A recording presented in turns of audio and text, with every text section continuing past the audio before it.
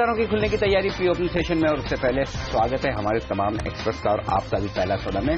संदीप वागले, संदीप जैन, अमरीश बलीगा और साथ ही गौरव बिस्सा हमारे साथ है। किरण यादव भी जुड़ चुके हैं।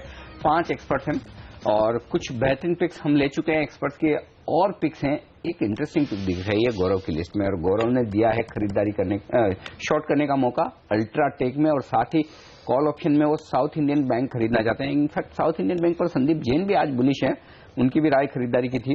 तो साउथ इंडियन बैंक का कॉल ऑप्शन और साथ ही अल्ट्राटेक पर शॉर्ट पोजीशन। गौरव बताएं इन दोनों के बारे में। ठीक है, अल्ट्राटेक में पोजीशंस उतनी ज्यादा नहीं बनी, प्राइस एक्शन है काफी अच्छा। मोमेंटम निफ्टी में भी कल था 135 से 40 पॉइंट कर निफ्टी कल ऊपर गई थी, तो वो लिहाज से इसमें थोड़ा एक मोमेंटम आया था। लेकिन अगर आप देखेंगे तो 4100 के करीब में अगर स्पॉट लेवल्स में देखेंगे वहां पर थोड़ा अनवाइंडिंग प्रेशर हो रहा है और वहीं से बार बार स्टॉक नीचे आ रहा है। तो वो लिहाज से मुझे लग रहा है अगर निफ्टी थोड़ा भी कंसोलिडेट भी करती है तो एक वल्नरेबल नेम जो होगा वो अल्ट्राटेक सीमेंट होगा। आपको इसमें अच्छे खासी अनवाइंडिंग देखने मिल सकती है। तो 4125 के स्टॉप लॉस से आप सेल कर सकते हैं। 4025 इसमें छोटा सा लक्ष्य होगा, अगर वो तोड़ दिया तो और आपको 2 या 3% मिल सकता है। और रही बात साउथ इंडियन बैंक की, तो काफी अरसे से एक रेंज में ट्रेड करिए। अब ऐसे दर्शा रहा है कि रेंज के बाहर आ सकता है और काफी अच्छा इसमें ऑप्शन में बाइंग वगैरह हो रही है। तो लॉसेस काफी बड़ी है, इसलिए फ्यूचर्स में मैं सलाह नहीं करूंगा बाय करने की। 25 का कॉल ऑप्शन में बाय कीजिए, ₹1 का इसमें लक्ष्य होगा और 5-10% का स्टॉप लॉस होगा। ओके, तो ये है राय इस वक्त आपके लिए इन तमाम शेयरों पर। गौरव की तरफ से भारतीय बाजार खुलने की तैयारी में, लेकिन उससे पहले जो एक यहाँ पर स्टॉक है उस पर राय ले ली जाए, और वो है एनबीसीसी, जहाँ पर 270 करोड़ का एक ऑर्डर मिला है जेएनयू से एक बिल्डिंग बनाने के लिए। किरण, चार्ट देखकर बताएं क्या एनबीसीसी खरीदना चाहिए इन लेवल्स पर? एनबीसीसी का एम लेवल अनिल जी 253 है। 253 के ऊपर कंसिस्टेंटली रहता है तो मैं एग्रेसिवली बाय करने की सलाह दूंगा, नहीं तो एक्यूमुलेट करने की सलाह होगी, क्योंकि एक रेंज में ट्रेड करता नजर आ रहा है। निचले स्तर पे इसका सपोर्ट करीबन 237 से लेके 240 तक अच्छे सपोर्ट है। इसके नीचे आते हुए मैं स्टॉक नहीं देख रहा हूं, पर 252 के ऊपर अगर चलता है तो 264 के टारगेट जरूर देखने को मिल जाने चाहिए। इन ऑल अच्छा चार्ट पैटर्न है। एनबीसीसी अभी देखिए, दिलीप बिल्डकॉन को 350 करोड़ रुपए का ऑर्डर मिला है, INDFS इंजीनियरिंग को 173 करोड़ रुपए का ऑर्डर मिला है। तो ऑर्डर इनफ्लो के चलते काफी इंफ्रास्ट्रक्चर शेयर आज फिर से फोकस में रहने जबरदस्त। ये तमाम स्टॉक्स इंफ्रास्ट्रक्चर में ऑर्डर मिल रहे हैं, और ये ऑर्डर एक्चुअली इनकी साइज के लिहाज से देखें तो काफी बड़े ऑर्डर हैं, और इस वजह से आप काफी हद तक एक्शन आते हुए देखेंगे। चलिए पहले तो बाजार का एक्शन बता दें। शुरुआत हो चुकी है, 34 अंक ऊपर दिख रहा है निफ्टी और 6 अंक ऊपर दिख रहा है सेंसेक्स। पहली टिक में क्या है ऊपर? HDFC 4%, UltraTech 2%, IndusInd 1.5%। ये स्टॉक कुछ मजबूत दिख रहा है। M&M 10% नीचे क्यों दिख रहा है? M&M, अदानी पोर्ट 7% अब नीचे, तो देखेंगे ज्यादा सही और रियलिस्टिक लेवल्स कुछ देर में आएंगे। लेकिन रुपए की शुरुआत हो चुकी है। वंडरफुल, क्या बात है। फिर से 16 पैसे की मजबूती, तो 2 दिनों में 46 पैसा मजबूत हो चुका है। कल 30 पैसा बढ़ा था, आज 16 पैसे फिर से मजबूत होता हुआ दिखा। तो रुपए में शानदार मजबूती बरकरार है। ये बेहतर इकोनॉमिक डेटा जो है वहां पर कमजोर आ रहा है ना, उसके चलते आप देखिए डॉलर जो है वो वीक हो रहा है और रुपया भारतीय बाजार में मजबूत हो रहा है। तो 2 दिन लगातार इकोनॉमिक डेटा वीक आया। पहले जॉब डेटा वीक था और कल जो नंबर्स आए वो भी काफी कमजोर है। पीएमई डेटा भी, नंबर्स भी वीक है। तो कुल मिलाकर दूसरों की कमजोरी का फायदा उठा रहा है हमारा करेंसी मार्केट। तो रुपया डॉलर की कमजोरी का फायदा उठाकर, और डॉलर की कमजोरी की वजह से आप देखिए सारे कमोडिटीज मजबूत हैं और तमाम इक्विटी मार्केट्स भी मजबूत है। तो मजबूती का रुझान बरकरार, और एक और बेहतरीन ट्रेडिंग सेशन शुरुआती तौर पर रुपए के लिए 11 पैसे की मजबूती अब यहाँ पर और बढ़ती हुई दिख रही। तो अच्छी मजबूती इस वक्त रुपए की साफ तौर पर आपके सामने। जो स्टॉक्स आज एक्शन में रहने वाले हैं उनमें से कुछ और शेयरों पर राय ली जाए। जुबिलिएंट फूड वर्क्स, अमरीश, अगर किसी के पास पड़ा है तो क्या किया जाए? कल मॉर्गन स्टैनली ने तो बेचा है 4.25 लाख शेयर, 1083 में बेचकर निकल गया। नतीजों को देखने के बाद कोई वजह है कि इस स्टॉक को रखा जाए पोर्टफोलियो में? एब्सोल्युटली नो, क्योंकि मैं इनफैक्ट लास्ट शायद 1-1.5 साल से बताते आ रहा हूँ कि at every rise whenever there is good news in Jubilant, I think it's time to possibly book out. क्योंकि यहाँ पे जो बेसिक लॉजिक था दैट नोवेल्टी वैल्यू जो था and the first mover advantage which they enjoyed for the first 10 years, I don't think they've been able to reinvent themselves. जो उनका जो नया ब्रांड था Dunkin Donuts, I mean like even that has not been able to repeat the magic of Domino's. और उसके साथ काफी new competition आ चुका है लास्ट 5-6 साल में। which is actually eating into the margins for Jubilant. तो मुझे लगता है कि this company should be getting that premium valuation which it has enjoyed for the last so many years. So I think the stock can actually fall to levels of about 700, 800 or maybe lower. ओहो, तो 700, 800 यहाँ से 200-250 रुपए की और गिरावट देखने को मिल सकती है जुबिलेंट फूड वर्क्स में। फिलहाल आज प्री ओपनिंग ट्रेड में कल की गिरावट के बाद बाउंस की तरफ ये शेयर इशारा कर रहा है। लेकिन आप देखिए रुपया 4 महीने के उच्चतम स्तर पर है। भारतीय बाजार मजबूती के साथ आज खुलने के फिर से संकेत दे रहे हैं अनिल। और आईटीसी ये एक ऐसा स्टॉक है जिसके लिए एक सेंटीमेंट के लिहाज से अच्छी खबर आई है। ब्रिटानिया के साथ इनका एक विवाद चल रहा था और दिल्ली हाईकोर्ट ने कहा है ब्रिटानिया से कि अपने डाइजेस्टिव बिस्किट्स जो हैं उसको अब शेल्फ से हटा लें। ये बताइए कैसे देखते हैं आप अमरीश इस खबर को? सनफीस्ट के नाम से आईटीसी का बिस्किट का ब्रांड था और ये कह रहे थे कि आपने जो है पैकेजिंग बिल्कुल कॉपी करके अपने बिस्किट बेचने शुरू कर दिए। तो राहत तो मिली है, लेकिन दिल्ली हाई कोर्ट के बाद अभी तो सुप्रीम कोर्ट भी है। That's true. So I think this is a very short term sort of a positive. तो इसके कारण शायद we could see ITC closer to about 270, 260, 270 जहाँ तक अभी पहुंचा नहीं था लास्ट इतने दिनों में। I think we could see those levels, but this is not a game changer. Okay, तो ये राय है आपके लिए आईटीसी पर। चलिए लेंगे स्टॉक 2020 का अपडेट यहां पर और बताएंगे आपको कि आज के सेशन में कौन से 20 टॉप ट्रेडिंग आइडियाज। मैं अंदाजा लगा रहा हूं कि सारे बाय कॉल्स होने चाहिए, फिर भी देख लेते क्या है हमारे दोनों कैप्टन्स की पिक्स।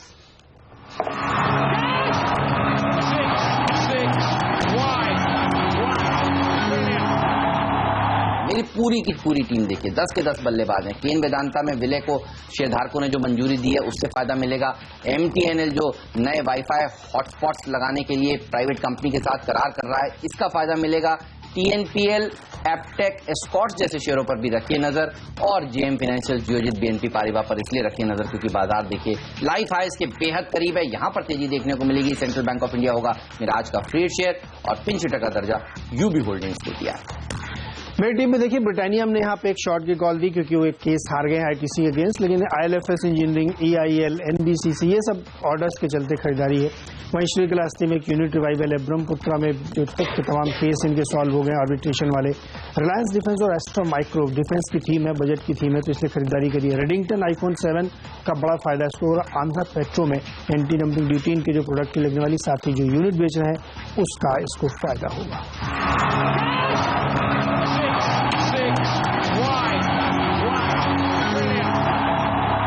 चलिए, तो ये तमाम ऐसे स्टॉक्स हैं जहां पर आज आपकी नजर होनी चाहिए। और देखिए इंफ्रास्ट्रक्चर कंपनियां क्या जबरदस्त प्रदर्शन दिखा रही हैं। पहले सरकार ने जिस तरह से आर्बिट्रेशन के नए नियमों में ढील दी, आप देखिए उसका फायदा मिल रहा है। और आज फिर से पटेल इंजीनियरिंग 10% ऊपर, सर्किट लगने का सिलसिला यहाँ तो थम ही नहीं रहा। एक के बाद एक दिन आप देखिए, अब ये नया 52 वीक हाई पे शायद पहुंच जाएगा स्टॉक, ये बताइए। लेकिन एक और स्टॉक में देख रहा था, नीरज की टीम में पटेल तो रह चुका है लेकिन रेडिंगटन का शेयर है। आईफोन 7 खरीद रहे हैं आज के आज तो नहीं खरीदूंगा लेकिन हाँ खरीदने का मन पूरा है, खरीदने का पूरा मन है क्योंकि अब तक तो जो लेटेस्ट मॉडल्स आईफोन के आते हैं तो मैं पसंद करता हूँ और इसलिए तो 7 आईफोन 7 या आईफोन 7 प्लस खरीदेंगे। फिर आईफोन 7 प्लस ही खरीदा जाए जब लेटेस्ट के साथ ही रहना है। लेकिन थोड़े से दाम कम हो जाए, मेरे ख्याल से 2-3 महीने में दाम थोड़े जब कम हो जाते हैं तब खरीदना ज्यादा ठीक है।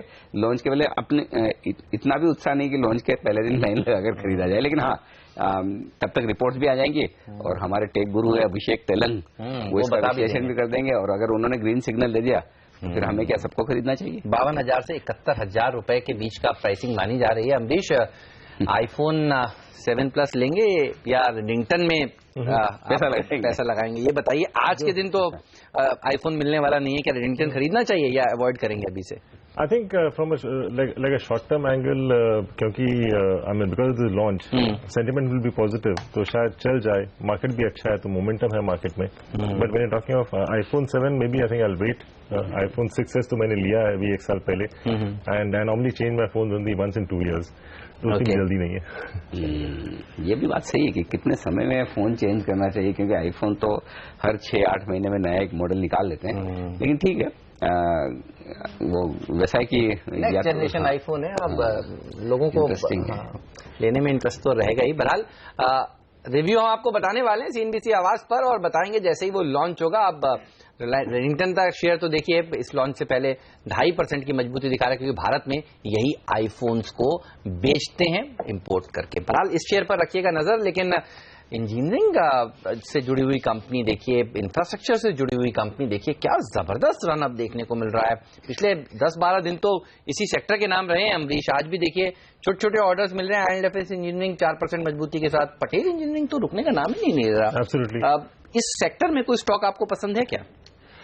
इस सेक्टर में तो जो आपने हमने अभी बात किया था NBCC, I think like the best possible player, क्योंकि इस सेक्टर में one should be looking at asset light pure EPC players, and I think that's the best of the lot. But due to the sentiment change, due to the government announcement, उसके कारण सभी चल रहे हैं. So I mean, my advice would be that it's possibly time to book out to a certain extent, especially from the stocks where you've been stuck for the last 2 to 3 years or maybe more. So I think like possibly utilize this momentum to at least lighten your portfolio to a certain extent. Okay, तो ये तमाम stocks भले circuit limit कम कर दी जाए लेकिन इन्हें फर्क नहीं पड़ता। एक और स्टॉक IL&FS इंजीनियरिंग, जहां पर ऑर्डर मिलने की खबर आई। कितना ऑर्डर मिला है IL&FS इंजीनियरिंग में? 173 करोड़ का घेल से। ये देखिए, ये स्टॉक भी जबरदस्त तेजी दिखा रहा है प्री ओपनिंग सेशन में। एक और स्टॉक है जो आज फोकस में रहने वाला है, वो है भारत फोर्ज। देखिए, इस शेयर को हम हमेशा आपको ये बताया करते थे कि क्लास 8 के जो ट्रक्स जो बनाते हैं अमेरिका में नॉर्थ अमेरिका में, उसकी बिक्री घटती जा रही है। लेकिन अनिल, आप देखिए काफी दिनों के बाद पहली बार लंबे समय के बाद पॉजिटिव आ रहा है। 34% मंथ ऑन मंथ अच्छा नंबर आया है भारत फोर्ज। इसके चार्ट देखकर बताइए वागले साहब, ये शेयर आपको कैसा लगता है? क्या आज ऊपर जा सकता है? क्योंकि हम देख रहे हैं जो बाजार का मूड है वो ऑटो एंसिलरी स्टॉक्स की तरफ बना हुआ है, और ऐसे में ये खबर आती हुई कितना ऊपर जा सकता है और क्या लॉन्ग पोजीशंस बनानी चाहिए आज? हेमंत, 910 915 तक जा सकता है। आज जा सकता है कि नहीं मैं कह नहीं सकता। व्यू पॉजिटिव है, बिल्कुल होल्ड करना चाहिए किसी ने लिया है तो, बट वॉल्यूम्स थोड़े कम है तो हाँ, वो इतना मैं कंफर्टेबल नहीं रहूंगा। बट कोई वीकनेस नहीं है। 910 915 क्रॉस करता है तो बड़ी मूव चालू होगी, शायद वो फिर 1000 की तरफ जा सकता है। ओके, तो 1000 की तरफ जाने की संभावनाएं बनती है। कुछ और स्टॉक जो प्री ओपनिंग सेशन में एक्शन में दिख रहे हैं, मैं आपके सामने रख दूं। पहले तो नतीजों वाले, जो कल नतीजे आए उनमें देखिए, ऑयल इंडिया ये 1.25% मजबूत खुलने के संकेत दे रहा है मुझे, और जिंदाल कोली 3.5% कमजोर है। कल इसके बाजार बंद होने के बाद नतीजे आए थे, तो दो ये नतीजों वाले स्टॉक्स एक्शन में। अच्छा, मजबूत शेयर या कमजोर शेयर कौन से हैं? टाटा पावर 1.5% नीचे खुलने के संकेत दे रहा है। मजबूत कहाँ है? पटेल इंजीनियरिंग की बात की हमने, 10% ऊपर है। शैली इंजीनियरिंग, यहाँ पर DSP ने कुछ दिनों पहले स्टेक खरीदी थी। शैली इंजीनियरिंग लगातार 5% का, पता नहीं आज तो 5% का सर्किट दिख रहा है ऊपर में। मांधना इंडस्ट्रीज 5% का ऊपरी सर्किट दिख रहा है। अच्छा, वेल्स पर इंडिया में मेरे ख्याल से चौथा या पांचवा सर्किट होगा। वेल्स पर इंडिया का हफ्ते भर का चार्ट आपके सामने हाजिर करते हैं, उससे अंदाजा लगेगा कि ये लगातार सर्किट टू सर्किट चलने वाला स्टॉक बनता हुआ दिख रहा है। केन इंडिया और वेदांता के मर्जर की राह थोड़ी अब खुलती हुई नजर आ रही है, 2.5% मजबूत। अच्छा, ये देखिए, वेल्स पर इंडिया 7 दिन में 20%, यानी कि हाँ, सर्किट लगने का सिलसिला बरकरार है। तीसरा या चौथा सर्किट ये है इस वक्त। तो यहाँ पर अब फिर से एक्शन होता हुआ दिख रहा है। बड़े सर्किट नीचे के लगने के बाद अब ऊपर के लगने शुरू हुए हैं। अगर इसका पूरा चार्ट देखेंगे तो अनिल समझ में आएगा 20-20% से ज्यादा की गिरावट इसमें जैसे नीचे गया अब हल्के हल्के ऊपर आ रहा है, क्योंकि 2-20% की गिरावट, उसके बाद 10-10% की गिरावट, और अब 5-5% की। लेकिन हेमंत, दिक्कत क्या है, जब लगते हैं नीचे के तब तो 20-20% के, जब ऊपर के लगते हैं तो 5-5 से शुरू होता है। तो 5% के सर्किट जब तक लगते रहेंगे तब तक बड़ा सर्किट लगने की संभावना है। तो खत्म है। जब सर्किट खुलेगा, कुछ दिन आराम करेगा, वॉल्यूम होगा, उसके बाद देखा जाएगा कि क्या बड़ी सर्किट लगती है नहीं। तो ये एक्शन वाला है। हाँ, लेकिन एक स्टॉक जो EIL है, देखिए ये स्टॉक ने काफी अच्छा प्रदर्शन बीच में दिखाया है। और गौरव राय, आपसे FNO में है ये काउंटर, IOC से इनको भी एक कॉन्ट्रैक्ट मिला है मैनेजमेंट सर्विसेज प्रोवाइड करने के लिए, और ये जो स्टॉक है इसको काफी उम्मीदें हैं और बाजार को काफी उम्मीदें हैं कि बड़ी ऑयल रिफाइनरी से इसको बड़े ऑर्डर्स मिलने वाले हैं, क्योंकि ऑयल रिफाइनिंग कंपनीज जो हैं वो एक्सपेंशन मोड में है इस समय। ये बताइए, EIL के स्टॉक में आज तेजी देखने को मिल सकती है, और मिल सकती है तो कितनी? देखिए सर, पोजीशंस काफी अच्छी बने हैं, काफी एग्रेसिव लॉन्ग्स बने हैं और अनवाइंडिंग अभी तक देखने मिली नहीं है, तो एक अच्छा संकेत है यहाँ पे। और कंटिन्यूस पोजीशंस बनते हुए देखी जाती है तो आपको जो इमीडिएट लेवल्स जो देखने मिलेंगे आपको 285 से 290 तक लेवल्स देखने मिलेंगे, और अगर मोमेंटम कैरी हुआ तो 300 तक भी आपको ये सीरीज में देखने मिल सकता है। लेकिन कंजर्वेटिव टारगेट्स के लिए आप 285 290 के लिए प्ले कर सकते हैं। 268 का इसमें स्टॉप लॉस होगा। ओके, तो EIL में ये है राय आपके लिए खरीदारी करने के लिहाज से। निफ्टी के स्टॉक्स कौन से एक्शन में हैं? SBI और बैंक ऑफ बड़ौदा दो टॉप गेनर थे, यानी कि बैंकिंग शेयरों की तेजी बरकरार रहेगी, लेकिन हमारे एक्सपर्ट्स PNB पर ज्यादा बुलिश हैं। वागले साहब ने और संदीप जैन दोनों ने PNB खरीदने की राय दी थी, तो वहां पर एक्शन ज्यादा। ल्यूपिन मजबूत खुलेगा, विप्रो मजबूत खुलेगा। ये भारतीय इंफ्राटेल ये 5% नीचे क्यों दिख रहा है प्री ओपनिंग सेशन? मुझे लगता है कि सही ट्रेड नहीं होंगे। 5% नीचे खुलने जैसा कोई रीजन नहीं है कि भारतीय इंफ्राटेल नीचे खुले। अनटेलनेस को ब्लॉक हो रहा। हाँ, वो एक हो सकता है। तो किरण को पूछते हैं चार्ट पर। किरण, भारतीय इंफ्राटेल के लिए क्या लेवल्स अहम है नीचे की तरफ सपोर्ट का है? इंपॉर्टेंट सपोर्ट है अनिल जी, जब तक इसके ऊपर है तब तक कोई दिक्कत वाली बात नहीं है। इधर से वापस एक बार आपको ऊपर बाउंस बैक मिलना चालू हो जाएगा। ऑन द हायर साइड जो लेवल देखनी चाहिए वो होगी 353। तो जब तक 353 के नीचे है तब तक बाय करने की भी सलाह नहीं होगी, अवॉइड लिस्ट में रहेगा। पर 353 के ऊपर अगर चलता है तो बिल्कुल बाय करके चलना चाहिए, क्योंकि एक अच्छी मूव आपको देखने को मिल जाएगी। पिछले 8-10 ट्रेडिंग सेशन से ये कंसिस्टेंटली एक स्मॉल ट्रेडिंग रेंज में ही ट्रेड करता नजर आ रहा है। ओके, चलिए, तो ये राय भारतीय इंफ्राटेल पर। इस शेयर पर रखेंगे नजर बाजार खुलने के साथ साथ ही, लेकिन आप देखिए नजर होनी चाहिए आपकी जिंदल पॉली पर। मुनाफा जो है वो 39% घटा है। सिटी केबल घाटा देखिए बढ़ गया है, 36 करोड़ से बढ़कर 53 करोड़ रुपए हो गया है। ऑयल इंडिया जिसने अच्छे मुनाफा पेश किया, और चेन्नई पेट्रो जिसके नंबर्स तो अच्छे दिख रहे हैं लेकिन जीआरएम्स में थोड़ी सी कमी देखने को मिली है। तो ये वो कुछ और स्टॉक्स हैं जहां पर आज आपकी नजर साफ तौर पर बाजार खुलने के साथ साथ होनी चाहिए। साथ ही ल्यूपिन पर भी रखिएगा नजर।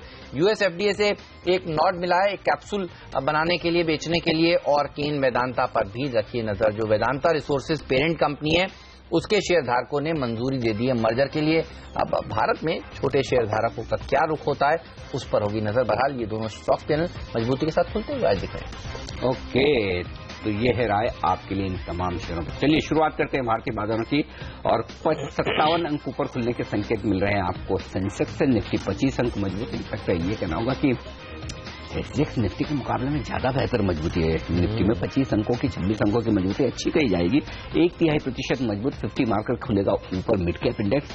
बैंकिंग शेयरों में 80 अंकों की मजबूती, तो बैंक निफ्टी 80 अंकों पर 20,500 के ऊपर खुलता हुआ दिख रहा है। और ये लेवल बैंक निफ्टी के लिए 52 हफ्तों का नया उच्चतम स्तर होगा जो 20,500 का दिख रहा है।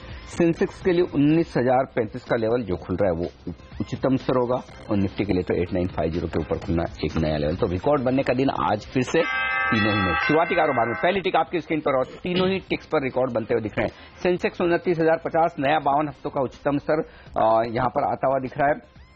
निफ्टी में देखिए 8,950 के पार निकलकर नया 52 हफ्तों का स्तर बनता हुआ दिख रहा है, और बैंक निफ्टी भी 20,500 के पार निकलता हुआ। तो 3 नए रिकॉर्ड सेंसेक्स, निफ्टी और बैंक निफ्टी में। मामूली तेजी के साथ शुरुआत की है। निफ्टी ने 12 अंक ऊपर है, सेंसेक्स अब 70 अंक ऊपर है, लेकिन आधा % की दमदार तेजी आपको दिखेगी बैंक निफ्टी में। मजबूती कहां से आ रही है? 4 में से 3 टॉप गेनर निफ्टी में बैंक है। SBI, इंडसइंड, BOB और ICICI बैंक जोश भर रहे हैं चारों ही बाजार में। गेल नतीजों के पहले 5% मजबूत। लुपिन और विप्रो जैसे शेयरों में भी आज तेजी बनती हुई दिख रही है। आइए कमजोर शेयरों का जिक्र कर दूं आपके सामने। आइडिया 1.5% नीचे, टाटा पावर, भारतीय एयरटेल में थोड़ा थोड़ा नुकसान है आज के सेशन में। वायदा कारोबार के शेयरों पर डालिए नजर। भारतीय एयरटेल और आइडिया भेल 1% नीचे है। रिजल्ट के पहले यहां पर कमजोरी होती दिख रही है, तो ये टॉप लूजर है वायदा कारोबार में। जेन इरिगेशन 6% का बड़ा उछाल मॉर्गन की रिपोर्ट के बाद। 131 रुपए का लक्ष्य जो मॉर्गन ने दिया 92 रुपए से बढ़ाकर, उसका असर साफ तौर पर दिख रहा है। जेन इरिगेशन में बड़ी तेजी बनती दिख रही है, दमदार तेजी होती दिख रही है। भारत फोर्ज जो नॉर्थ अमेरिका में बिक्री के बेहतर आंक है, 3% का बड़ा उछाल यहां पर बनता हुआ दिख रहा है। वेदांता, केन दोनों ही हम कल भी बात कर रहे थे कि देखिए केन में बड़े ट्रेड होते हुए दिखे। ये जो मंजूरी वाला मामला आया है माइनॉरिटी शेयर होल्डर्स की तरफ से 2 से 3% की मजबूती। EIL हेमंत ने आइडेंटिफाई किया था, 2% ऊपर ये स्टॉक खुलता हुआ दिख रहा है। रहा है। छोटे बैंक्स, यूनियन, साउथ इंडियन जो हमारे एक्सपर्ट्स बुलिश है, पीएनबी, बीओबी, ये तमाम शेयर मजबूती के साथ कारोबार करते हुए दिख रहे हैं। तो पॉजिटिव शुरुआत है। बहुत ज्यादा रनअवे रैली तो नहीं है निफ्टी में, लेकिन हरे निशान के साथ खुला है। निफ्टी के मुकाबले में बैंक निफ्टी में ज्यादा बेहतर सेंचुरी मारता हुआ 115 अंक ऊपर। बिल्कुल 20,500 के ऊपर बैंक निफ्टी निकल गया। और आप देखिए कुछ और स्टॉक्स जहां पर एक्शन भरपूर है। रेडिंगटन जिसका हम जिक्र कर रहे थे, आईफोन लॉन्च हो रहा है आज, आईफोन 7, और उससे पहले देखिए रेडिंगटन जो भारत में ये कंपनी बेचती है 5%, 5.5% की मजबूती देखने को मिल रही है। IL&FS इंजीनियरिंग, इसको ऑर्डर मिला है दरअसल 173 करोड़ रुपए का, यहां पर 7% की तेजी देखने को मिल रही है आज के दिन। पटेल इंजीनियरिंग, ये स्टॉक्स लाने, हाँ देखिए ये 7% ऊपर है। पटेल इंजीनियरिंग 10% ऊपर। नितिन फायर प्रोटेक्शन, ये कुछ और ऐसे स्टॉक हैं जो फंड रेजिंग के लिए इन्होंने अपने बोर्ड से मंजूरी मांगी है और वो मिल चुकी है, यहां पर तेजी देखने को मिल रही है। केन वेदांता, विलय जो शेयरधारकों से वेदांता के शेयरधारकों ने दिया है उसका फायदा मिल रहा है। एनबीसीसी एक और ऐसा स्टॉक है, आप देखिए 270 करोड़ रुपए का ऑर्डर इनके हाथ भी लगा है, यहां पर भी तेजी देखी जा रही है। आज के सत्र में कुछ और छोटे मझौले शेयर, चेन्नई पेट्रोल देखिए नतीजे आए, अच्छे आए नतीजे। जीआरएम्स के अलावा देखिए बाकी नंबर्स अच्छे दिख रहे हैं, 1.5-2% की तेजी यहां पर भी देखने को मिल रही है। डीसीडब्ल्यू के नतीजे आ जाने वाले, नतीजों से पहले ये शेयर थोड़ी सी मजबूती के साथ इस समय ट्रेड करता हुआ, लेकिन मायूसी कहां है? जिंदल पॉली नंबर्स बेहद कमजोरी भरे रहे, यहां पर गिरावट देखने को मिल रही है। सिटी केबल्स एक और ऐसा स्टॉक जिसके नतीजे अच्छे नहीं आए, लोग लग रहा है भेल में शॉर्ट पोजीशंस बना रहे हैं नतीजे आने से पहले, और हम कह भी रहे थे ये नंबर डिसअपॉइंटिंग हो सकते हैं। आप देखिए आज करीब 1.5-2% नीचे है। और एक और पैक, टेलीकॉम पैक, वेलजियो को जिस तरह से अच्छा रिस्पांस मिल रहा है, इनके प्रोडक्ट्स को लंबी कतारें लग रही हैं। देखिए ये स्टॉक्स अब मार्केट में और दबाव में आते हैं। बिल्कुल जबरदस्त, और यहाँ पर कहीं कोई राहत के संकेत नहीं। वेल्सपन इंडिया, ये स्टॉक आपके सामने हाजिर करेंगे क्योंकि 3 बड़े ट्रेड्स मेरी स्क्रीन पर दिख रहे हैं वेल्सपन इंडिया में। आप देखिए 7,20,000 शेयरों का एक कारोबार हुआ है, 44,34,000 का दूसरा, 9,60,000 का तीसरा, यानी कि लगभग 65 लाख शेयरों का कारोबार। एनएससी और बीएससी दोनों ही जगह ये बड़े ट्रेड होते हुए दिखे हैं। वॉल्यूम में बता दूं आपको वेल्सपन इंडिया में कितना हुआ, 2 करोड़ 80 लाख शेयरों का कारोबार बीएससी पर, एनएससी पर हो चुका है। 60 लाख शेयरों का कारोबार बीएससी पर हो चुका है। स्टॉक में ऊपर के सर्किट पर ट्रेड हुए हैं, अब ये स्टॉक नीचे फिसलता हुआ दिख रहा है। तो ये बड़ा इंटरेस्टिंग स्टॉक है। 3 या 4 सर्किट लगाने के बाद अब नीचे फिसलता हुआ दिख रहा है, बड़े वॉल्यूम के साथ। माफ कीजिएगा, 94 लाख शेयरों का कारोबार एनएससी पर है और 33 लाख शेयरों का कारोबार बीएससी पर होता हुआ दिख रहा है। तो ब्लॉक डील में ये ट्रेड होते हुए दिख रहे हैं। वेल्सपन इंडिया अमरीश रेडार पे आप ट्रैक करते हैं?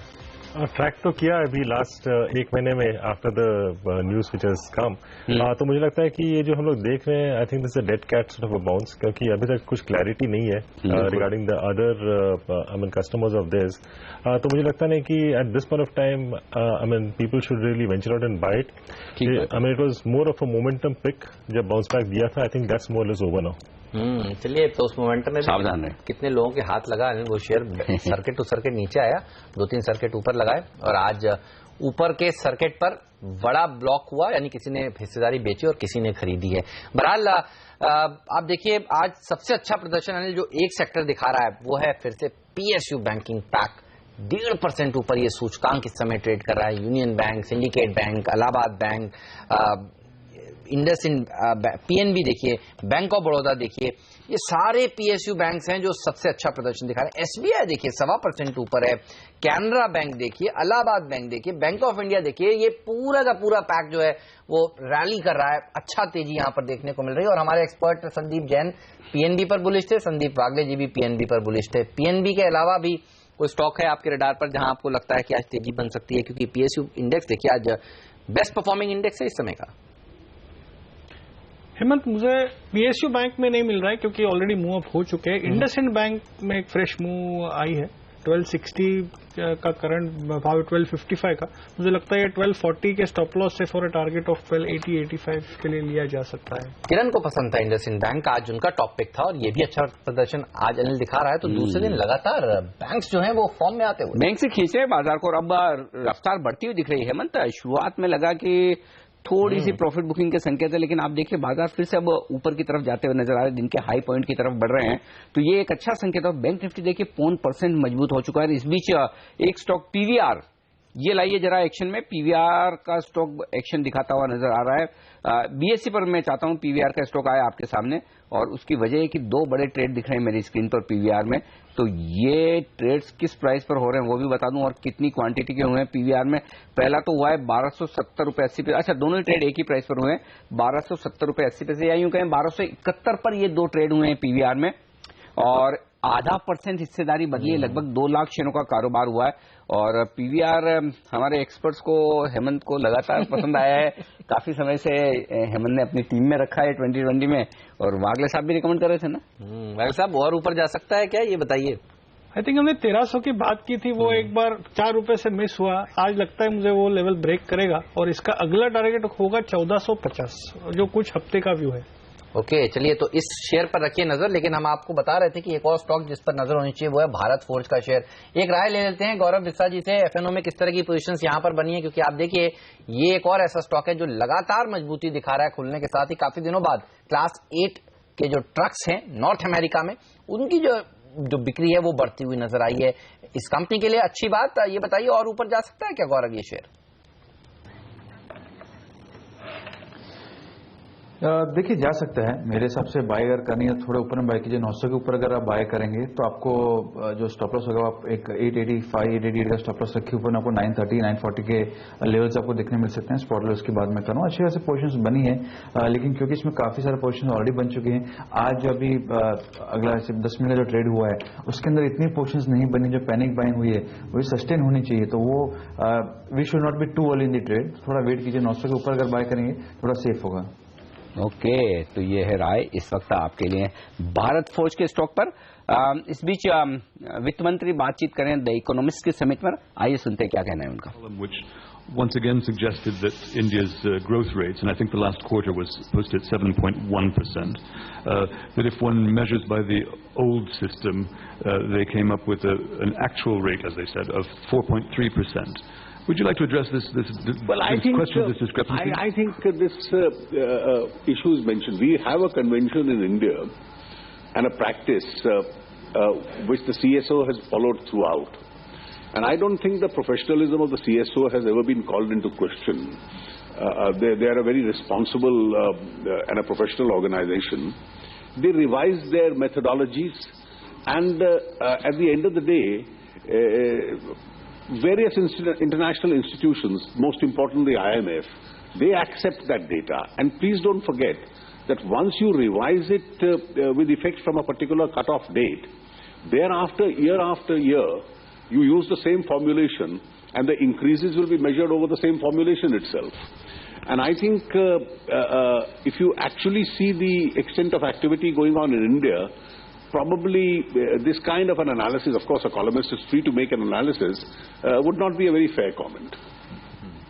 And you said there've been just in the last few weeks there have been some very good figures, encouraging things about FDI in India, for example, positive sentiment among purchasing managers index, and so on and so forth. But one of the statistics where things have been disappointing is the level of investment. I mean, what do you think explains the sort of weak and in fact declining level of investment? I still think we are far below our best potential. Even if our figures indicate 7.5 plus minus in that range as far as the growth is concerned, I think on the positive side we see a lot of governmental spending, we see a lot of policy changes taking place, we see a lot of confidence of the international investors, we see a record FDI coming in. We are also seeing a lot of activity going on as far as the states are concerned. I think these are all the positive factors which are there in the economy. चलिए, तो economy के ऊपर वित्त मंत्री जी बातचीत कर रहे हैं द इकोनॉमिस्ट समिट में, और कह रहे हैं कि भारत की जो ग्रोथ रेट है वो काफी अच्छी हो रही है। बहरहाल वापस लौटते हैं, बाजारों की ओपनिंग का अच्छी हुई है, पॉजिटिव नोट पर हुई है, लेकिन आज अटक के चल रहे हैं, और आप कह भी रहे थे कि थोड़ा सा कंसोलिडेशन के मोड में आएंगे भारतीय बाजार। अब आप देखिए निफ्टी लाल निशान में तो नहीं आया है, लेकिन लग रहा है कि आज हरे और लाल निशान दोनों ही दिखेंगे भारतीय बाजारों में। कल जिस तरह से एक तरफा तेजी देखने को मिली है वो आज होने वाली नहीं है। बहरहाल आज फिर से इंफ्रास्ट्रक्चर शेयर अच्छा प्रदर्शन दिखा रहे हैं। एप्टेक एक और ऐसा स्टॉक है देखिए जहां पर खरीदारी होती हुई दिखी है बिग बुल की फैमिली मेंबर्स की तरफ से, वहां पर देखिए अच्छी तेजी दिखती हुई, लेकिन 29,000 का स्तर तो आज हमने फिर से छू लिया। कल भी हमने छुआ था और आज भी देखिए इसके ऊपर ही इस समय स्टेबल है सेंसेक्स। एक स्टॉक जो मुझे बड़े एक्शन में दिख रहा है, सबसे ज्यादा एक्शन जो मुझे नजर आ रहा है वो है ऑयल इंडिया। कल के नतीजे के बाद स्टॉक 1-1.25% मजबूत है, बहुत ज्यादा तेजी नहीं हुई, लेकिन ओपन इंटरेस्ट देखिए 10.5% बढ़ा है।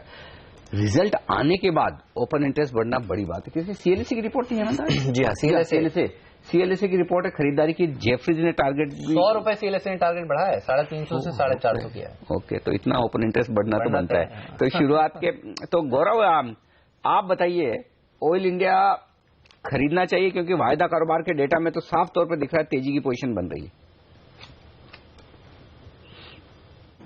जी बिल्कुल, आपको खरीदना चाहिए। और जस्ट अभी हमने अपने क्लाइंट्स को सलाह दी है आपसे बात करते हुए कि ऑयल इंडिया बाय कर सकते हैं, तो उसको डिस्क्लेमर आप ले सकते हैं। यहाँ पे आप बाय कीजिए, ₹3 का इसमें स्टॉप लॉस होगा। फ्यूचर कुछ 383 से करीब चल रहा है, तो 383 के स्टॉप लॉस आप बाय कर सकते हैं। ऊपर में आपको इसमें 2 या 3% रिटर्न आपको आज देखने मिल सकते हैं। ओके, चलिए तो ऑयल इंडिया के ऊपर रखिए नजर। अच्छे नंबर्स के बाद बड़े ब्रोकरेज हाउसेस के अपडेट से चलते यहाँ पर ओपन इंटरेस्ट बढ़ता हुआ, और भारत फोर्ज पर भी रखिए नजर।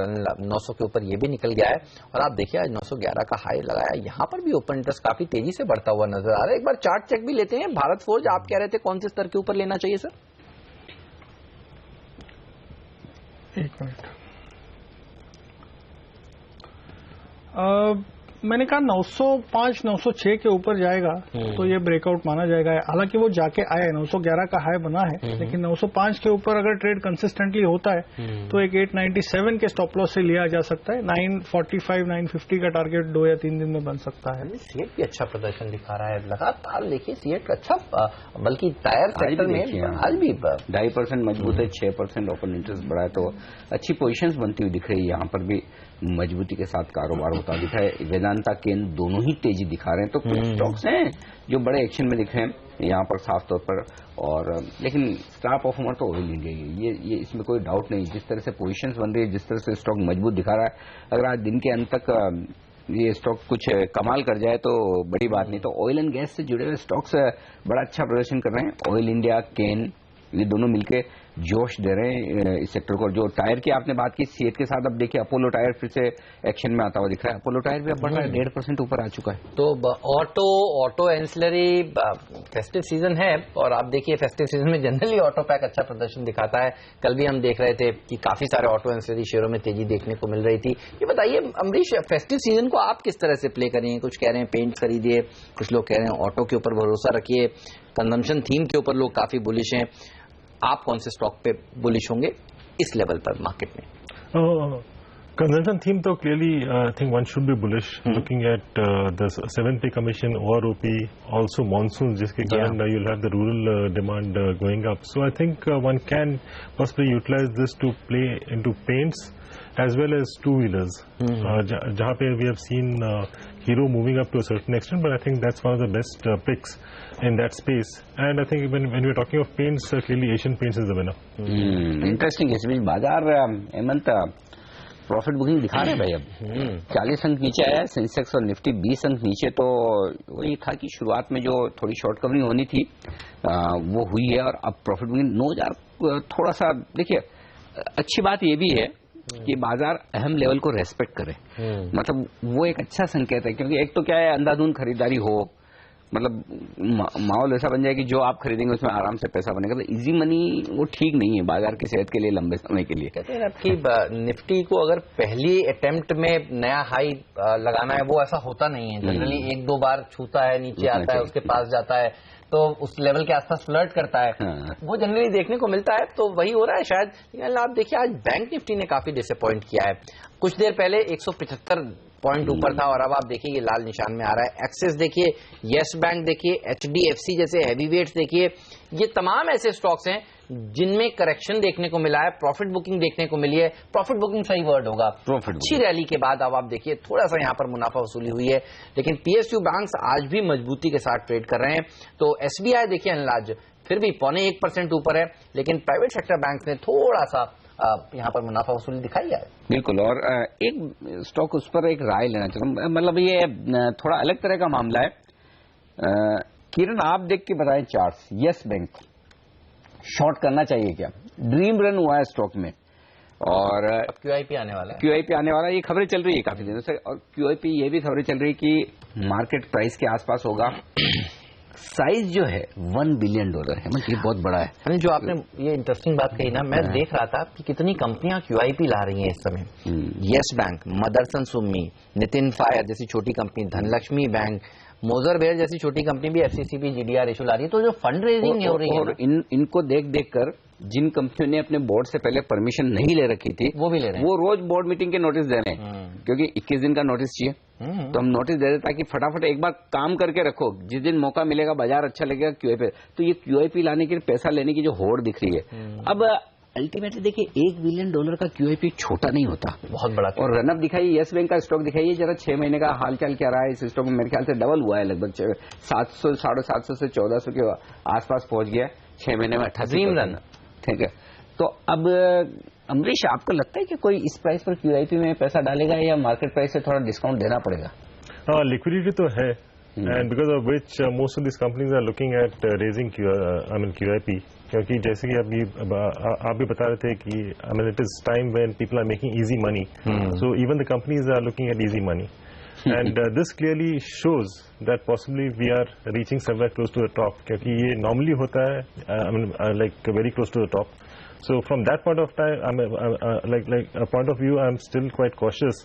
और इसलिए मैं बता रहा हूँ कि it is possibly time to book out to a certain extent, utilize this move to possibly 9,100, 9,200, utilize that to book out to a certain extent. चलिए, तो ये एक कॉशन का साइन होता है जब लंबी लिस्ट हो QIPs की। प्राइमरी मार्केट का एक्शन पर भी हम अभी चर्चा करेंगे। हमारे साथ पराग ठक्कर साहब भी जुड़ने वाले हैं कुछ ही देर में, लेकिन वक्त है अमरीश आपसे विदा लेने का। और संदीप वागले जी से विदा लेने से पहले मुझे संदीप वागले जी बता रहे हैं कि ऑयल इंडिया में एक ब्रेकआउट के साइन आपको मिल रहे हैं, जो अनिल ने अभी कहा था। उसमें मूव काफी आई है और एक फ्रेश ब्रेकआउट भी आया है, तो खरीद लेना चाहिए अभी। एक्चुअली हेमंत मैं बताऊं तो अभी खरीद लेना चाहिए था जब अनिल जी ने बताया। तब तो लोगों ने खरीदा ही होगा। खरीदा है, उनके लिए अच्छा है, वो होल्ड कर सकते हैं। तो मे बी 385 386 का स्टॉप लॉस, और मुझे लगता है 400 के ऊपर जाना चाहिए आज। पॉसिबल है एक्चुअली। एक ही स्टॉक मुझे मजबूत दिख रहा है स्क्रीन पर, क्योंकि आप देखिए 15%, ये CLSA का कमाल है, मेरा नहीं। 100 रुपए तो खाली आइडेंटिफाई किया 300। नहीं, आपका कमाल है। मतलब आप देखिए 2.5% मतलब स्टॉक जहां से बढ़ा है वहां से धीरे धीरे ऊपर जा रहा है, ओपन इंटरेस्ट बढ़ता जा रहा है, तो पोजीशंस बन रही है, ये एक अच्छा संकेत। और 14% ऊपर, 14.5%। हाँ, और दूसरी बात हेमंत ये भी है कि आप देखिए अभी भी फ्यूचर जो है वो डिस्काउंट पे है ना। 395 में कैश और 390 में फ्यूचर, 5 रुपए डिस्काउंट पे चल रहा है, 5.25 रुपए। तो फिर बनता है कि एक मौका यहाँ पर तेजी का हो सकता है। लेकिन फिलहाल चलिए, हमारे दोनों एक्सपर्ट से विदा लेने का वक्त है। वागले साहब और साथ ही अमरीश बलिगा जी। बाजार 45 पॉइंट नीचे है, 50 पॉइंट, और निफ्टी 8,920 पर है इस वक्त। बैंक निफ्टी एकदम फ्लैट ट्रेड करता हुआ दिख रहा है। तो ये शुरुआती कारोबार का रुझान है। अब एक दो और ऐसे स्टॉक्स, इनमें अगर पोजीशन बनाने का मौका अभी दिखता हो, वेदांता और केन में से वायदा कारोबार के ट्रेडर्स के लिए, गौरव तो आप बताएं। देखिए, यहाँ पे थोड़ा एक संभल के रहना पड़ेगा। अगर बैंक्स की बात कीजिए तो ICICI बैंक अच्छा लग रहा है आपको, किसी को लेना है तो 2 या 3 रुपए के स्टॉप लॉस आप ICICI बैंक जरूर बाय कर सकते हैं, इसमें अच्छा मोमेंटम भी है। और ICICI बैंक भी अच्छा लग रहा है, यहाँ पे आप बाय करिए, 3 या 4 रुपए का स्टॉप लॉस रखिए। मुझे लगता है एक बार 290 295 के लेवल्स टेस्ट कर सकते हैं। तो जहाँ पे मोमेंटम है वहीं पे मैं बाय की सलाह दूंगा मैं, कि रादर एंटिसिपेटिंग जो स्टॉक्स है, जो सेक्टर मोमेंटम में है, उस पर अगर आप व्यू बनाते हैं तो आपके लिए काफी बेनिफिशियल हो सकता है। ओके, चलिए, तो ये राय केन इंडिया पर निकल कर आ रही है। लेकिन आप देखिए, भेल एक और ऐसा स्टॉक है जो नतीजों से पहले और कमजोर होता हुआ इस समय दिख रहा है। F&O में सबसे ज्यादा गिरावट वाला एकमात्र स्टॉक भेल ही है। गौरव, देर हो गई है क्या शॉर्ट करने के लिए? अभी भी मौका है। फिलहाल रुक जाना चाहिए मेरे हिसाब से, एक बार स्टेबलाइज होना चाहिए। अगर 134 के नीचे अगर ट्रेड करा तो उसमें एक ब्रेकडाउन के संकेत आपको देखने मिलेंगे, तब आप 136 137 के स्टॉप लॉस से बेच सकते हैं। ज्यादा नीचे गिरावट नहीं देखने मिली है, 128 127 तक एक बार आ सकते हैं। ओके, पेट्रोनेट LNG, इसके चार्ट्स देखिए जरा। किरण, आपसे राय लेना चाहता हूँ। स्टॉक बड़ा कमजोर होता हुआ दिख रहा है, और क्या यहाँ पर शॉर्ट करना चाहिए? एक्सट्रीम हाई रिस्क ट्रेडर अगर कोई है तो उसको शॉर्ट करने की सलाह होगी, क्योंकि एक अच्छा सपोर्ट था करीबन 356 का, वो टूटता हुआ नजर आ रहा है, और ये अगर कंसिस्टेंटली इसके नीचे रहता है तो हमें 242 के टारगेट्स के लिए ट्रेड इनिशिएट कर देना चाहिए। पर अगर ये चार्ट देखते तो 2-3 सपोर्ट जो अहम है, जो कि करीब है 248 का एक सपोर्ट है, उसके तोड़ने के बाद अगर शॉर्ट करते हैं तो ज्यादा अच्छा मूव रहेगा इस स्टॉक में। ओके, चलिए, तो ये राय पेट्रोनेट एनर्जी पर निकल कर आ रही है। वक्त है गौरव और किरण, आप दोनों से विदा लेने का। शुक्रिया आपका समय निकालने के लिए और आज इस चर्चा में शामिल होने के लिए। और अब बाजार के एक और जाने माने एक्सपर्ट हमारे साथ जुड़ रहे हैं, HDFC सिक्योरिटीज के सेल्स हेड पराग ठक्कर साहब। ठक्कर साहब, स्वागत है आपका CNBC आवाज पर। वन साइड रैली के बाद आज थोड़ा सा सुस्ताने के मूड में है बाजार, गिरावट में खरीदारी करने की राय है सर आपकी, या आपको लगता है कि बाजार थोड़े से ओवरबॉट हैं, थोड़ा रुक जाना चाहिए, कंसोलिडेशन देखने को मिलेगा? कैसे अप्रोच करेंगे सर? मेरा यही मानना है कि जैसे मैंने लास्ट टाइम कहा था कि मैं बहुत सिलेक्ट सेक्टर्स में और बहुत सिलेक्ट स्टॉक्स में बुलिश हूँ। जैसे हमने एक बार बीच में राणे ब्रेक लाइनिंग की बात की थी, क्या जबरदस्त प्रदर्शन, उस स्टॉक ने काफी अच्छा, auto components as a sector काफी अच्छा लग रहा है, बिकॉज ऑफ जैसे हमने बात की थी कि सारे ही फैक्टर्स उनकी फेवर में है। 7th पे कमीशन आप देख लीजिए, GST देख लीजिए, और स्क्रैपिंग ऑफ ओल्ड व्हीकल्स, जो अभी मेरे हिसाब से अगले 1 महीने में पूरी पॉलिसी आ जानी चाहिए, तो उसके चक्कर में तो वैसे ही जैसे मैंने लास्ट टाइम भी कहा था कि कार्बोरंडम यूनिवर्सल एक ऐसा स्टॉक है जो ऑटो कंपोनेंट्स को ही एब्रेसिव सप्लाई करता है, तो उसको भी इनडायरेक्टली बहुत बेनिफिट होगा, और वो भी उनका 25% मार्केट शेयर है एब्रेसिव मार्केट में, और GST के आने के बाद वो उसमें भी वही होगा कि जो अनब्रांडेड और उनकी कंपटीशन कम हो जाएगी। प्लस अगर उसके आप एप्लीकेशंस देखिए तो मतलब स्टील, सीमेंट, पावर, हर जगह पे यूज होता है। उनका एक पर्टिकुलर प्रोडक्ट है जो मैं बढ़ रहा था, पावर ट्रांसमिशन में जाता है, जिसमें काफी कैपेक्स हो रहा है। वहां पे इंडिया में तो अकेले ही है, वर्ल्ड में भी सिर्फ एक और कोरियन कंपनी वो प्रोडक्ट बनाती है। तो और काफी कम नेट डेट, 220-230 करोड़ का नेट डेट है, और कैपेसिटी यूटिलाइजेशन सिर्फ 70% है, जो मैनेजमेंट ने खुद कहा है कि Q2 में कैपेसिटी यूटिलाइजेशन 80% के ऊपर चला गया है। तो मेरे हिसाब से ये एक ऐसी कंपनी है जो बहुत स्पेशल प्रोडक्ट कंपनी है, और जैसे ही इसमें अर्निंग ग्रोथ आना शुरू होगा, इन्फ्लेक्शन पॉइंट आएगा, P मल्टीपल भी रीरेट हो सकते हैं। तो मेरे हिसाब से कुछ ऐसे सिलेक्ट स्टॉक्स के ध्यान में, बिकॉज ग्लोबल लिक्विडिटी तो है अभी, ये जो मैन्युफैक्चरिंग और नॉन फार्म पेरोल डेटा है, जिसकी वजह से डॉलर आज वीक है, या तो फेड रेट हाइक डिले हो गया, ऐसा एक मार्केट ने समझ दिया है, विच इज, एंड प्लस अगर रियन ज्यादा अप्रिशिएट करता है तो जापान में और QE होगा, हेलीकॉप्टर मनी की बातें हो रही है, तो लिक्विडिटी तो रहेगी। और जब तक हेलीकॉप्टर मनी, ये वर्ड आपने बोला थोड़ा इंटरेस्टिंग, इसको समझाएं क्या है? It is like putting money directly into the hands of consumer. सीधा सीधा पैसा आप कंज्यूमर को ही दे दो ताकि वो खर्च करे और इकोनॉमी चले, ताकि मतलब एग्जैक्टली मतलब जो इरादा है कि कंजम्पशन बढ़ाने के लिए, इन्फ्लेशन ऊपर करने के लिए जो कंज्यूमर के हाथ में पैसा बस वो दिया जाए। तो यूके में भी अभी QE की बातें हो रही है, तो पैसा तो सिस्टम में बहुत है, अनलेस एंड अनटिल कोई बड़ा सिक्स सिग्मा इवेंट हो जाए, ये पैसा रहने वाला है। और India is a growth story, हमारे यहाँ पे सबसे बढ़िया गवर्नमेंट है, RBI है, और मानसून अगर ठीक ठीक हो गया, क्योंकि हालांकि लास्ट 2-3 दिन से मानसून में थोड़ी सी शंकाएं चल रही है, बट अगर मानसून ठीक हो गया, GST पास हो चुका है, तो लॉन्ग टर्म के हिसाब से मेरे हिसाब से कुछ सेक्टर्स जैसे कि ऑटो कंपोनेंट्स, एक सेक्टर में बोल रहा हूँ, उसमें तो काफी लंबी तेजी है मेरे हिसाब से। आपने पहले सुप्रजीत भी बताया था, राइट? सुप्रजीत ऑटो कंपोनेंट्स देखने को मिली, फिर आपने राणे ब्रेक्स आइडेंटिफाई किया, वहां सुंदरम फास्टनर किया, सुंदरम फास्टनर्स आपने बताया था, क्या तेजी वहां पर बनी। तो अब कार्बोरंडम यूनिवर्सल, ये वो स्टॉक है जो आपको पसंद है। इसके अलावा सर एक और टॉपिक बताइए, कहां पर निवेशकों को ध्यान रखना चाहिए? सो बेसिकली कार्बोरंडम में तो हमारा कवरेज है, लेकिन एक और थीम है, जैसे कि स्टील में हम देख रहे हैं कि because of anti dumping, MIP, ये सब मेजर्स के कारण इंपोर्ट्स कम हो चुके हैं, और स्टील का कंजम्पशन कंस्ट्रक्शन और ऑटो में बढ़ेगा, तो स्टील प्रोडक्शन बढ़ने को मिल रहा है। ये महीने में 12% ऊपर था। तो स्टील में एक चीज लगती है रिफ्रैक्ट्री, और वो रिफ्रैक्ट्री जो है वो काफी कम कंपनीज है उसमें, उस स्पेस में, जैसे कि Vesuvius है या ओरिएंट रिफ्रैक्ट्रीज है, वो डेट फ्री कंपनीज है, बहुत अच्छे असेट टर्न्स है, ROE ROC अच्छे है। तो ऐसी कंपनीज को, ये एज अ थीम मैं बोल रहा हूँ कि इसमें ये काफी अच्छा हो सकता है, बिकॉज अगर यूजर सेगमेंट जो स्टील इंडस्ट्री है वो ग्रो करेगा तो इनको फायदा होगा, और इसमें असेट टर्न्स काफी हाई है, तो डेफिनेटली आरओई आरओसी बहुत अच्छे दिखेंगे। क्या टारगेट्स हैं वेसुवियस पे? काफी दिनों बाद ये नाम सामने आ रहा है, पहले काफी चर्चित नाम रहा करता था, लेकिन नहीं, मैं टारगेट इसलिए नहीं बोलूंगा कि मैं एक थीम की तरह से बता रहा हूँ। जैसे आपने पूछा कि और एक थीम बताया अपार्ट फ्रॉम ऑटो कंपोनेंट्स, तो ये एक अच्छा थीम है, और जहां कंपनीज कम है और कंपनीज की बैलेंस शीट काफी अच्छी है और मल्टीनेशनल नेम्स है।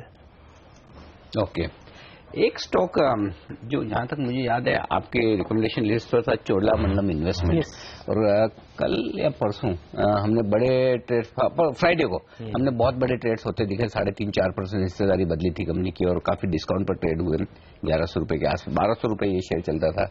एपेक्स पार्टनर ने हिस्सेदारी पार्टली बेची है। 1100 रुपए के आसपास क्या चोलामंडलम एक अच्छा इन्वेस्टमेंट है? कैसा लगा मैक्सिमम? हम ये स्टॉक काफी टाइम से पुश कर रहे थे, अराउंड 480-500 लेवल से, बिकॉज अगेन सेम, ये कार्बोरंडम हो या चोला, ये सब मुरुगप्पा ग्रुप कंपनीज है। तो सबसे पहले तो हमारा ये कॉल है कि मुरुगप्पा और सुंदरम जैसे ग्रुप में आप इन्वेस्टेड हो और कंट्री की इकोनॉमिक रिकवरी चल रही हो, तो मेरे हिसाब से ये बहुत बढ़िया ग्रुप है इन्वेस्टेड रहने के लिए, चाहे वो सुंदरम फाइनेंस हो, सुंदरम फास्टनर हो, या चोला हो या कार्बोरंडम हो, बिकॉज ये सारे स्टॉक्स जो है वो इकोनॉमिक रिकवरी के प्रॉक्सी है, और ये मैनेजमेंट काफी अच्छे है, तो ये अल्टीमेटली शेयर होल्डर वैल्यू इसमें क्रिएट हो ही जाएगी। तो चोला जैसे मैंने कहा कि बहुत ही अच्छा परफॉर्म किया है, लेकिन ये वैल्यूएशन थोड़े से मेरे हिसाब से एक्सपेंसिव हो चुके हैं अभी, तो ये भाव में मैं इतना एग्रेसिवली बाय करने को नहीं कहूंगा। कोई भी करेक्शन आए, डेफिनेटली बहुत अच्छी कंपनी है और बहुत ही बढ़िया ग्रोथ हो रहा है, तो थोड़ा सा करेक्शन होने के बाद डेफिनेटली कहूंगा। चलिए, तो ये तमाम ऐसे स्टॉक्स हैं जहां पर आपकी नजर होनी चाहिए, अच्छी तेजी दिखा सकता है। और वेसुवियस देखिए, बोलने के साथ साथ 6-6.5 पर इंटरडे चार्ट लाके दिखाते हैं आपको। जब पराग ठक्कर साहब ने इसको अभी रिकमेंड किया कार्बोरंडम को, वेसुवियस को, तो किस तरह से ये स्टॉक्स दौड़ लगा रहे हैं। वेसुवियस 5% ऊपर है, हालांकि वॉल्यूम्स थोड़े कम होते हैं, लेकिन कार्बोरंडम यूनिवर्सल एक और ऐसा स्टॉक जो बेहतरीन कंपनी है, लॉन्ग टर्म में यहां पर आपका पैसा बनना तय मान रहे हैं हमारे एक्सपर्ट। शुक्रिया सर आपका समय निकालने के लिए, इस चर्चा में आज शामिल होने के लिए। और टेलीकॉम सेक्टर जो है वो फोकस में है, और टेलीकॉम सेक्टर की जो नजर है वो दरअसल स्पेक्ट्रम नीलामी पर है। सरकार भी इस नीलामी में मोटा पैसा कमाना चाहती है, उधर टेलीकॉम कंपनियां चाहती हैं कि सरकार नीलामी में ट्रांसपेरेंसी रखे। हमसे खास बातचीत करी टेलीकॉम मंत्री मनोज सिन्हा जी ने। आइए सुनते हैं उन्होंने किन किन मुद्दों पर क्या क्या कहा। मैंने एक बात कही थी कि 3-4 महीने में लोगों को एक गुणात्मक परिवर्तन दिखाई पड़ेगा। मैं कह सकता हूं कि पिछले 1-1.5 महीने में सुधार हुआ है, और एक ओपन और कॉम्पिटिटिव मार्केट है, तो जो गुणवत्ता युक्त सेवा नहीं देगा वो बाजार से खत्म हो जाएगा। तो इसलिए बहुत चिंता करने की जरूरत नहीं है कंज्यूमरों को। मैंने गुणात्मक सुधार की बात कही थी और उस पर आज भी कायम हूं। उनकी भी कुछ कठिनाइयां हैं। इस देश में सर्विस ऑपरेटर्स को यदि अपने कस्टमर्स बढ़ाने हैं, डेटा की क्वालिटी ठीक करनी है, रेवेन्यू भी बढ़ाना है, तो ये तीनों इंटरेस्ट तभी चलेगा जब स्पेक्ट्रम की नीलामी में वो ठीक से भाग लेंगे, क्योंकि ये भी एक रोना रहा है कि स्पेक्ट्रम की कमी है। तो जब सरकार स्पेक्ट्रम की नीलामी कर रही है और बड़े ट्रांसपेरेंट तरीके से कर रही है, तो मुझे लगता है, और मैं विश्वासपूर्वक ये बात कह सकता हूं कि लोग इसमें भाग लेंगे। और ये सर्विस प्रोवाइडर्स के लिए भी आवश्यक है कि उनके पास पर्याप्त स्पेक्ट्रम हो ताकि अच्छी सुविधा वो दे सकें। और पहले ही मैंने कहा कि ये कॉम्पिटिटिव मार्केट है, तो जो अच्छी सुविधा नहीं देगा तो नेचुरली वो नुकसान में होगा। तो संख्या भी वो बढ़ा सकते हैं, अपना रेवेन्यू भी बढ़ा सकते हैं। कोई बड़ी कंपनी का अधिकारी कोई बात कहे तो वो ब्रह्म सत्य नहीं है। सरकार फैसले तमाम तथ्यों को ध्यान में रख करके करती है, और फैसले तुरंत बदले नहीं जाते हैं। नीलामी होने दीजिए, फिर विचार करेंगे।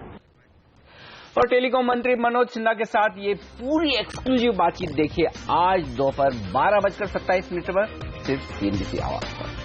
और चलिए अब आगे बढ़ते हैं, और हमारे साथ कार्यक्रम में शामिल हो रहे हैं प्रभुदास लीलाधर में जॉइंट MD दिलीप भट्ट साहब कार्यक्रम में। भट्ट साहब, स्वागत है आपका CNBC आवाज पर। रिकॉर्ड बन रहे हैं बाजार में हर रोज, और ये 9119 का नया रिकॉर्ड बनने से हम ज्यादा दूर नहीं है। क्या लग रहा है सर, तेजी रहेगी बरकरार? देखिए, मार्केट की तो क्या ये खूबी है कि जहां पर सब लोग कॉशियस हैं और यहां पर मार्केट लगातार आगे बढ़ते ही जा रहा है और कोई करेक्शन का नाम ही नहीं ले रहा है। और शायद जो कुछ भी करेक्शन हम बात करें वो साइडवर्ड्स कंसोलिडेशन होते हुए आगे बढ़ रहा है। मुझे लगता है ये एक ऐसा दौर है जहां पर टिपिकली जो एफआई का सपोर्ट बहुत जबरदस्त है और उस हिसाब से मार्केट में काफी एक इंस्पायर्ड मूवमेंट बता रहा है। और ये भी समझना चाहिए कि हमारे मार्केट भी एक part of the global rally है और सब मार्केट्स अगर हम देखें कि लगातार बढ़ते ही जा रहे हैं। और अगर हम ये भी देखें कि अगर हम मेजर इमर्जिंग मार्केट के साथ कंपेयर करें तो शायद we are up around 10 to 11% and we may be ranked around 8th or 9th. Most of the other emerging markets are given much better and far superior returns. तो ये सब यही बता रहा है कि there is a massive global liquidity surge और 8 out of 10 bull markets always has been driven by liquidity. So we are in the midst of that particular rally essentially driven by liquidity. क्योंकि अगर हम इस मौके में देखें, सब लोग कॉशियस हैं, सब लोग कह रहे हैं कि शायद market is certainly ahead of the valuations और अगर हम कुछ भी बाय करना चाहेंगे तो वो शायद मिनिमम 2.5 to 3 years के उसका टाइम फ्रेम समझ के चलना चाहिए। ओके, चलिए, तो मिनिमम 2 साल का टाइम फ्रेम के लिहाज से आप यहां पर निवेश करेंगे तो होगा आपको फायदा। सर, कहां निवेश किया जाए, कौन सी सेक्टर्स में आपको सबसे ज्यादा मौके दिख रहे हैं ऐसे बाजार में? Very good question. So this is always a very challenging issue, especially as the market nears 9,000. और जिस तरह से हम देख रहे हैं कि अगर हम IIP नंबर्स देखें कि जिस तरह से अर्निंग्स ग्रोथ देखें, ये सब इतना ऐसा सपोर्ट नहीं कर रहा है कि जिस तरह का जो बुलिशनेस चल रहा है। तो ये आपने जो क्वेश्चन पूछा, certainly it will always remain very challenging to answer that question. मुझे लगता है यहां से भी it should always be stock specific rather than sector specific. और यहां से भी काफी सारे स्टॉक में either you just consolidate what you have या फिर अगर आप थोड़ा लीप ऑफ फेथ करें और थोड़े बहुत स्टॉक्स में एंटर करें। तो मुझे लगता है stock specific will be much better approach than the sector specific approach. Stock specific bottom down approach आपको पैसा बनाकर देने वाली है। सर, एक सवाल आपसे जानना चाहता हूं इंटरेस्ट रेट्स के ऊपर। अमेरिका में तो अब एक्सपेक्टेशंस ये की जा रही हैं कि बढ़नी है तो दिसंबर में ही बढ़ेंगे, उससे पहले तो बढ़ने वाली नहीं है। लेकिन भारत में कुछ उम्मीदें वापस से जग रही हैं।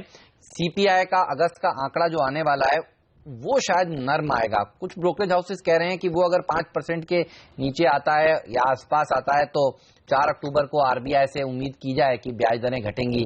क्या आप इस थ्योरी को के साथ सहमत हैं? ब्याज दरें भारत में अक्टूबर में घट सकती हैं? अभी ये सितंबर का महीना भी लोग बहुत क्लोजली देखेंगे, specially the financial authorities RBI कि किस तरह से ये मानसून अभी एंड होने वाला है। क्योंकि हम देख रहे हैं कि पिछले 10-15 दिनों में it has receded quite a bit और ये भी फोरकास्ट आ रहा है कि शायद जो सरप्लस मानसून एक्सपेक्ट कर रहे थे वो शायद नहीं होगा। तो मुझे लगता है ये मानसून का सितंबर एंड तक काफी अच्छी क्लैरिटी आ जाएगी। लेकिन मेरा ये मानना है कि शायद अक्टूबर में नहीं आए तो भी कोई बड़ी बात नहीं होगी। लेकिन we should expect that in next 6 months to 9 months 50 basis point cut should very much be around the corner। Diwali से पहले अगर तोहफा आप उर्जित पटेल साहब दे दें तो फिर क्या कहने हैं। 31 अक्टूबर को दिवाली है और 4 अक्टूबर को सॉरी आरबीआई की पॉलिसी है। तो दिवाली के पहले ये दशहरे का गिफ्ट हो जाएगा। दशहरे का गिफ्ट, क्रिसमस का गिफ्ट, किसी का भी कह लिए गिफ्ट। बिल्कुल, ये लॉन्ग ड्यू है वैसे। हाँ, बिल्कुल बनता तो है। और मानसून तब तक काफी क्लैरिटी हो जाएगी कि मानसून अब तक तो अच्छा ही दिख रहा है। अगर मानसून अच्छा है और फिर खाने पीने की चीजों के दाम तब तक कम हो जाएंगे तो एक अच्छा केस बनेगा कि हिंदुस्तान में ब्याज दरें घटे। इसी के साथ जुड़ा हुआ एक सवाल फिर भट्ट साहब आपसे, और ये कि क्या बैंक अभी भी खरीदे जाए? बिल्कुल, आई थिंक ये एक्सपेक्टेशन पे कि अगर हम देख रहे हैं कि शायद फॉलोइंग रीजनेबली गुड मानसून एक पिकअप इन डिमांड जो होने वाला है, और जो credit growth on a base of a low credit growth जो हुआ लास्ट ईयर, जिसकी वजह सब कह रहे थे कि शायद ऑयल प्राइसेस फॉल हो रहे हैं और शायद डिफ्लेशन की वजह से, लेकिन ये सेकेंड ईयर है जहां पर credit growth has become very tepid, very nominal. तो यही एक्सपेक्ट कर सकते हैं कि फॉलोइंग अ गुड मानसून के आने वाले 1-2 सालों में क्रेडिट ग्रोथ पिकअप होगा, और हम अगर ये इंटरेस्ट रेट्स और घटते हैं तो मुझे लगता है overall demand for credit also will go up, और hopefully as the economic environment turns more and more positive, ये जो एनपीएस के इश्यूज हैं इसके वरीज और बैकग्राउंड पे चले जाएंगे। तो ये सब ध्यान में रखते हुए लग रहा है कि अभी भी सर्टेनली बैंक्स को देखने ही चाहिए। Initially it will still be the private sector banks and select PSU frontline banks. Okay, और सर ऑटो स्टॉक्स पर आपकी क्या राय है? आज भी देखिए टाटा मोटर्स अब देखते ही देखते 600 रुपए के करीब पहुंच गया है। बॉश जैसे स्टॉक्स अच्छा प्रदर्शन दिखा रहे हैं, ऑटो एंसिलरी में दिग्गज कंपनियां। आज हम देख रहे हैं अच्छी खबरें भारत फोर्ज के साथ आई, यहां पर तेजी देखने को मिल रही है। इस पैक पर क्या व्यू बन रहा है आपका? जहां तक auto pack is concerned, I think वो भी एक सेक्टर है जो शायद at this level it appears to be fully valued, लेकिन अगर आप देखें कि नेक्स्ट 3 to 6 months या 9 months तो शायद it appears to be fully valued, लेकिन इसको one has to see beyond that, say around 12 months to 18 months to really take a good bet in some of these. और उसी में अगर देखें तो शायद एक बजाज ऑटो काफी ठीक लग रहा है। मुझे लगता है कि शायद भारत फोर्ज भी काफी, जो अब तक कुछ खास नहीं चला है, उसमें काफी अच्छी तेजी आ सकती है। I think some of the select stocks can still give good returns. Mahindra and Mahindra also qualifies as one of the good picks. आपका सर हमारे लिए वक्त निकालने के लिए और पहला सौदा में जुड़ने के लिए। ऑल कार्गो लॉजिस्टिक स्टॉक पर रखिए नजर। यहां पर अभी एक बड़ा सौदा होता दिखा है, 1/4 से ज्यादा % की हिस्सेदारी बदली है कंपनी की। 3,65,000 शेयरों का कारोबार 186 रुपए 50 पैसे पर। तो 2 दिन पहले हमने देखा था एजिस लॉजिस्टिक और अब ऑल कार्गो लॉजिस्टिक कंपनियां एक्शन में। तो एक्शन बाजार में बड़ा इंटरेस्टिंग है, मजबूत शुरुआत, थोड़ी प्रॉफिट बुकिंग और 8,900 को तो अब तक होल्ड किया है बाजार में। फिलहाल पहला सौदा में आज के लिए इतना ही, लेकिन नजरें रहने वाली है आज कमोडिटी बाजार की ओपनिंग पर भी, खास तौर पर सोने ने जिस तरह से देखिए अंतर्राष्ट्रीय बाजार में 3 हफ्तों की ऊंचाई को छुआ है। प्रियंका संभव हमारे साथ जुड़ेंगी, पूरा एक्शन कमोडिटी बाजार का लेकर आएंगी, और ये भी आपके सवालों के जवाब क्या है ये सब भी हाजिर होगा। सौदा आपका पेश करेंगे ब्रेक के उस पार। फिलहाल हमें दीजिए इजाजत, नमस्कार।